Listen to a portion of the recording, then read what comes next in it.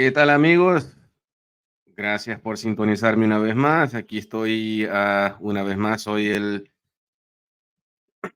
mismo de siempre. Soy Cristian Baire, su servidor. Estoy aquí nuevamente con ustedes para hablar de un tema que circuló en las redes gracias a una entrevista que hizo este, Hugo Pérez con Carlos Vides del Salvador Fan Club. Hay que darle el crédito debido porque en verdad, fue una entrevista que dio mucho de qué hablar y uno de los temas que salieron fue el de Roldán con Zabaleta, Roldán y Zabaleta, que quieras o no, son un trending topic en el fútbol salvadoreño. Así que, miren, yo como salvadoreño, nacido en Estados Unidos, siento muy de cerca este tema porque entiendo al jugador, tanto el jugador nacional como el jugador que viene de afuera del Salvador. Entiendo el jugador del Salvador tiene una crianza muy diferente, una formación entre comillas muy diferente, en la cual ven muy normal las pésimas condiciones en las que se juega en El Salvador. Se ha normalizado la mediocridad en El Salvador. Le dicen al jugador que deje de quejarse. Le dicen, ¿qué más quieres? Estás en la selección. ¿Qué más querés con eso? Estás en la selección. ¿Qué más querés? Y de verdad, eso lo que hace es perpetuar la mediocridad en la que se vive el fútbol de El Salvador. Pero bueno, entre las cosas que dijo Hugo Pérez fue que el jugador de Estados Unidos vive una realidad muy diferente, vive y juega en una liga en la que prácticamente se tiene todo a la mano, ese cobra al día y cobra muy bien, y ese no va a la selección por dinero, no necesita los viáticos y los premios, no los necesita. Y el jugador del Salvador sí lo necesita. El jugador del Salvador va a la selección y ese sí necesita el viático. Ese jugador sí necesita y depende del dinero de los premios. Es una realidad completamente diferente que viven los dos jugadores. Y hay algo que hay que resaltar. Yo siempre trato de escuchar las entrevistas completas para entender el contexto de lo que se dice, para así no tener una idea errónea del caso, porque da para hablar y el periodismo salvadoreño lamentablemente no ayuda a aclarar, porque como bien explicó el señor Hugo Pérez en esta entrevista, que el periodismo salvadoreño en gran parte vive del sentimiento y del recuerdo y del pasado, de que fuimos a 2 mundiales, pero no viven de la realidad, de la realidad del fútbol salvadoreño. Hasta la ignoran, y la ignoran a propósito. No quieren decirle al pueblo salvadoreño la realidad en la que estamos hundidos. O sea, le hacen creer al aficionado salvadoreño que somos más de lo que somos. Y por eso el aficionado cree que deberíamos de dar para más, que deberíamos de ir a ir a Panamá a ganarle en casa, o creen que deberíamos de ir al Estadio Azteca y dar el aztecaso. Pero bueno, hablemos ahondémonos un poquito más a lo que es este tema de Roldán y Zabaleta. Miren, tengo años de seguir a la selección, tengo décadas de estarla siguiendo. Desde que yo tengo el uso de razón, siempre han habido pleitos, siempre han habido huelgas de jugadores. La camiseta que llevo puesta es de Mauricio Cienfuegos. Mauricio Cienfuegos comenzó a jugar con la selección salvadoreña ya por el año 89. Y él en su momento renunció a la selección 2 veces. Y ese es un jugador nacional. Y renunció a la selección por los mismos pleitos, los mismos problemas, de los maltratos de la federación, de esa cultura dirigencial que tenemos en El Salvador, en la cual Describe Mauricio Cienfuegos en su libro que el presidente de la federación en aquel momento decía que al jugador había que tratarlo como animal para que entendiera. Eh, este Arturo Álvarez en su momento renunció a la selección, 2 veces creo también que renunció a la selección, pero la que más recuerdo fue allá por el 2016, 2015, 2016, cuando atacó y dijo directamente que era por la Federación Salvadoreña de Fútbol que él no volvía, porque ellos eran los que en realidad no querían que el fútbol prospere o que querían cambiar algo para que el fútbol del salvadoreño prosperara. Pasó en ese mismo 2015, cuando recién llegó el primitivo Maradiaga a dirigir la selección, que toda la plantilla hizo huelga. Y en esa plantilla estaba Darwin Serén, estaba Nelson Bonilla, estaba Alex Larín, estaba Pablo Puñet también en ese grupo. De verdad, la dirigencia del Salvador son explotadores. Yo ya lo he dicho aquí en otro video anterior. Parecen dueños de finca a la hora de hablar, porque me parece lamentable que yo, que haya nacido en El Salvador, aquí en Estados Unidos, tenga mejor oratoria que alguien que se haya nacido allá, se haya criado allá, que haya crecido y vivido toda su vida allá y no sepa ni expresarse en el idioma que lleva hablando toda la vida. Y es la única idioma en la que puede hablar. Soy bilingüe y lamentablemente yo me expreso mejor que muchos de estos dirigentes. Ese solo es un ejemplo de muchos para lo que tenemos de dirigencia salvadoreña. Entonces, es muy difícil para mí llegar al grano porque hay que explicar todo el contexto del fútbol salvadoreño, de la cultura dirigencial que hay. Porque les podría pasar horas dándoles ejemplos de lo que han hecho los dirigentes con los jugadores. Un ejemplo, cuando ya estaban Roldán y Zabaleta, antes de un partido contra Canadá en eliminatoria, el señor Hugo Carrillo, que era el presidente de la federación en ese momento, reúne a la plantilla, les hace reclamos absurdos, les echa en cara que en ese momento, en la fecha anterior, Estados Unidos y El Salvador habían jugado un partido en territorio estadounidense y era en el tiempo de frío, era en enero. Y se enojó el señor Carrillo porque los jugadores habían comentado que ellos tenían que sacar de su bolsa para conseguir ropa de invierno o indumentaria de invierno, porque la Umbro, la marca que vestía o viste a la selección salvadoreña, no había proveído esa indumentaria de invierno, la ropa de invierno, pero no era culpa de Umbro, era culpa de la federación o de quien sea.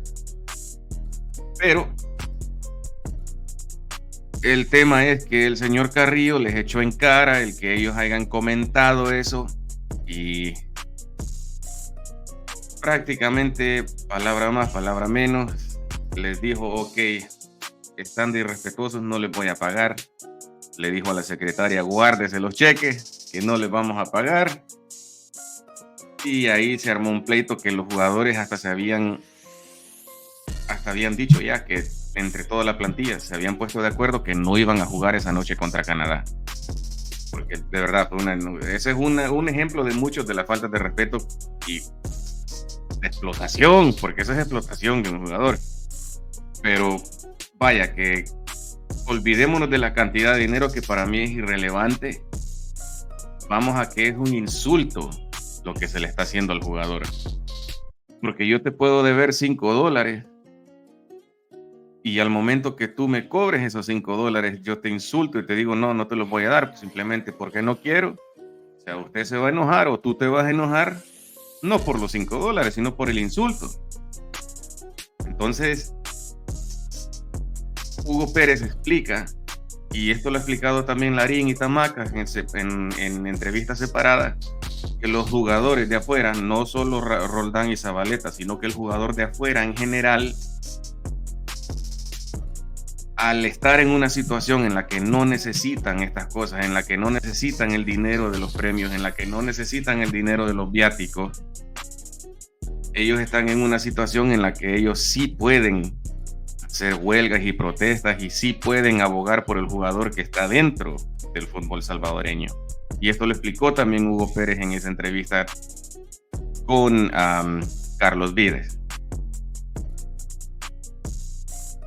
Y que no...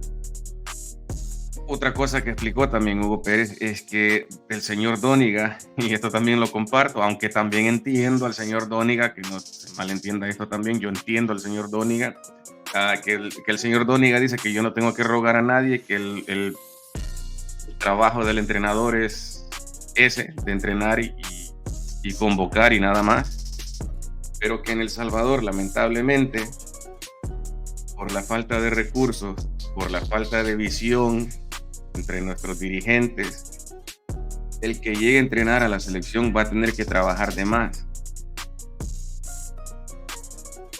Y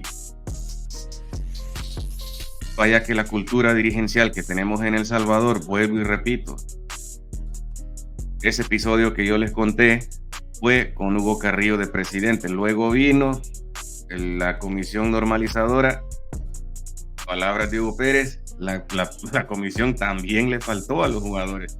Les prometió cosas que después no se las dio al jugador. Y bueno, tanto va el cántaro al agua que rebalsa. Y el jugador se cansa. Y dice, hey, no voy a aceptar que me hagas esto. Y ahora, muchos dirán, qué falta de compromiso, que no le tienen amor a los colores. Pero yo le digo a usted, no sé, le pongo un ejemplo. Usted mucho podrá querer a su pareja, pero no solo por eso le va a aguantar de todo, ¿o sí? O sea, vamos, o sea, usted puede quererla, puede querer a su mujer, pero si su mujer no lo cuida, no le da su atención debida, no le da sus tortillitas bien calientitas a la hora de cenar, o no se preocupa si tan siquiera se preocupa porque ha comido, usted se va a hartar, amigo. Usted se va a hartar. Y lo mismo pasa a veces con el jugador. O usted, señorita, que me escucha también. Si usted le dice a su esposo, hey, necesito más atención para que esto funcione. Y el tipo nomás le dice, sí, voy a cambiar, ya te voy a dar la atención, te voy a llevar a, no sé, te promete algo y después no cumple. Va a pasar lo mismo, te vas a cansar, usted se va a cansar. Y la voy a acusar a usted de no quererlo si se harta y dice, ¿sabes qué? Y esto ya no funciona. A usted, caballero, le voy a decir, hey, si la quiere de verdad, le va a aguantar de todo. Que te ponga el cuerno entonces, va. ¿Te lo vas a aguantar? No. Porque hubieron muchos que dijeron, no quieren a la selección, no aman a los colores, no tienen compromiso.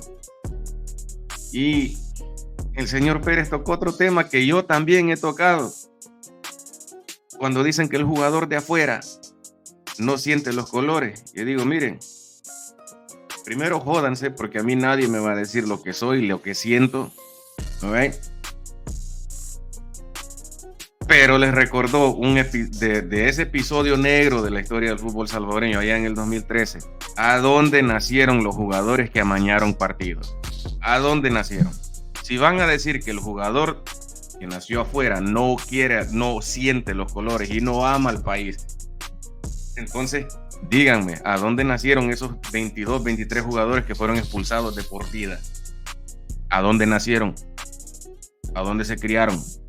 Todos tenían el DUI salvadoreño, todos nacidos en El Salvador, todos salieron del fútbol del Salvador. Todos ellos jugando en Firpo, Paz, Águila, Benji Villalobos, para desgracia mía, sigue jugando. Aunque no es titular, pero ahí está en la plantilla. Tito Celaya, que salió tocado, que estaba ahí en esas reuniones, pero para desgracia mía también sigue jugando. Miren, todos los jugadores que salieron en esa lista, de los suspendidos de por vida y los que salieron suspendidos 6 meses, 1 año, todos ellos eran nacidos en El Salvador. Así que no me vengan a mí a joder con eso. No me vengan a joder a mí con eso. De que solo porque nacieron afuera no sienten los colores. Sorry, pero conmigo ese argumento no tiene ninguna base, lo siento. Lo siento. Arturo Álvarez lo acusaron de lo mismo en su momento cuando él dijo, ya no, ya me harté, me voy. Y luego lo tuvo que convencer Eduardo Lara a que volviera cuando comenzó él en su ciclo. Mauricio Cienfuegos, nuestro pequeño gigante. Por favor, usted me va a decir a mí que Mauricio Cienfuegos no amaba al país o que no ama al país, que no lo sigue amando. Por favor. Por favor. No caigamos en eso. No caigamos en eso. No perpetuemos nuestra mediocridad de esa manera. Porque yo sé que se escucha romántico el decir, ¿cómo te atreves a decirle que no a la selección? A la selección nunca se le dice que no. Pero me van a perdonar. Pero no podemos perpetuar nuestra mediocridad así. De decirle al jugador, ¿qué te quejas? ¿Qué más quieres? Te está llamando la selección. ¿Qué más quieres? ¿Para qué te quejas? No jodan, no. Esto tiene que cambiar o si no vamos a seguir donde estamos. No nos damos cuenta. Yo sé que no nos damos cuenta. Yo sé que muchos de los que dicen eso no se dan cuenta que cuando dicen, la selección nunca se le dice que no, siempre hay que ir, está perpetuando y fomentando y alargando nuestra mediocridad, que no vamos a salir de ahí. Si seguimos pensando así, no vamos a salir de donde estamos. Y vamos a seguir esperanzados a que llegue, nos vamos a seguir mintiendo a nosotros mismos, diciendo, esto va a cambiar cuando llegue un técnico a la selección que de verdad la haga cambiar. No, nos estamos mintiendo solitos. Si esta cultura podrida dirigencial que tenemos en El Salvador no cambia, vamos a seguir igual, no vamos a pasar de lo mismo, no vamos a pasar de sopita de pollo a sopa de gavilán, no vamos a pasar de ahí. Tenemos que salir de esa mediocridad, de esa forma de pensar, pero ya, porque si no, vamos a seguir pensando que todo pasa por un jugador de MLS que se nacionalice, o un jugador de afuera que se nacionalice, o vamos a seguir pensando que esto todo lo va a resolver un entrenador que llegue al banquillo. David Dóniga va a ayudar, pero no es el Salvador del Salvador. Hugo Pérez quiso ayudar, pero él no era el Salvador del Salvador. Y lo quiso explicar de una y mil maneras, lo quiso explicar, que él no era el Salvador de la selección del Salvador. Él no era el Salvador del fútbol salvadoreño. Ya basta. Y el periodismo salvadoreño es un asco porque es cómplice de este fracaso de más de 40, 50 años. Que en vez de mirarnos al ombligo y decir, hey, ¿por qué será que esto nos sigue pasando? ¿Por qué será que no salimos de lo mismo? ¿Por qué será que pasan los años, pasan las décadas y los jugadores siguen peleados con la dirigencia, tanto a nivel selección como a nivel de clubes? No nos miramos al ombligo y no nos hacemos esa pregunta de decir, hey, ¿por qué será que esto nos sigue pasando? ¿Por qué será que el jugador cada vez más se ve ese cansancio, ese hartazgo, entrevista tras entrevista tras entrevista? Estamos viendo cómo el jugador se queja, que dice que no pasa 2 meses sin que se le pague. O sea, mirémonos al espejo, o si no, no vamos a salir de lo mismo. No vamos a salir de lo mismo y vamos a seguir, como dijo Eugenio Calderón, creo, o sea, de las cosas en las que sí le doy la razón a Eugenio Calderón, que si seguimos así, al único mundial que vamos a ir es al mundial de idiotas.